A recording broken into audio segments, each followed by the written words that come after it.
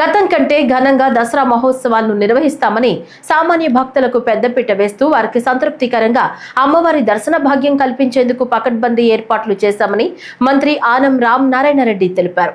ఇంద్రకీలాద్రిపై జరగనున్న దసరా మహోత్సవాలు 2025 ఏర్పాట్లపై మోడల్ గెస్ట్ హౌస్ లో మంత్రుల బృందం అధికారుల సమీక్షా సమావేశం జరిగింది.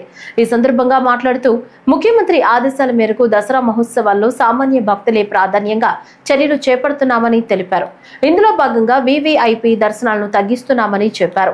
ప్రభుత్వ ప్రోటోకాల్ పరిధిలోకి వచ్చే ప్రముఖులకు మాత్రమే అంతరాలయ దర్శనం కల్పిస్తామని, రిఫరెన్స్ లేఖలపై వచ్చేవారు బంగారు వాకిల్ నుంచే అమ్మవారిని దర్శించుకోవాల్సి ఉంటుందని చెప్పారు. ఉదయం 7 గంటల నుంచి 9 గంటల మధ్య, సాయంత్రం 3 నుంచి 5 గంటల మధ్య విఐపి దర్శనాలు ఉంటాయని తెలిపారు. వృద్ధులు, దివ్యాంగులకు ప్రత్యేక ఏర్పాట్లు చేశామన్నారు. శరన్నవరాత్రి అన్ని రోజులు 500 రూపాయల దర్శన టికెట్ను రద్దు చేశామని, ఆ క్యూ లైన్ ను కూడా సాధారణ భక్తులకు వినియోగిస్తామని తెలిపారు. దఫాలుగా మనం మాట్లాడుకున్నాం.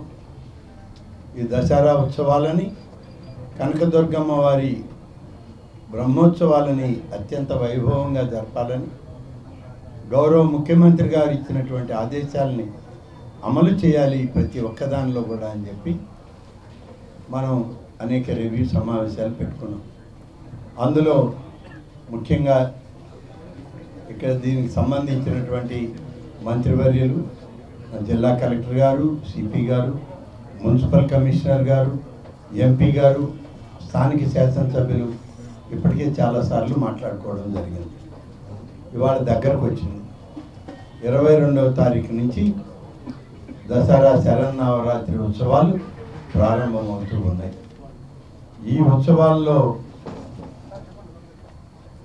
గత సంవత్సరం కన్నా ఎక్కువ మంది అమ్మవారి దర్శనానికి వచ్చే అవకాశం ఉందని చెప్పి ఇవాళ అధికార యంత్రాంగం, పెద్దలు అందరూ కలిసి ఒక సమిష్టి ఆలోచన చేయడం జరిగింది.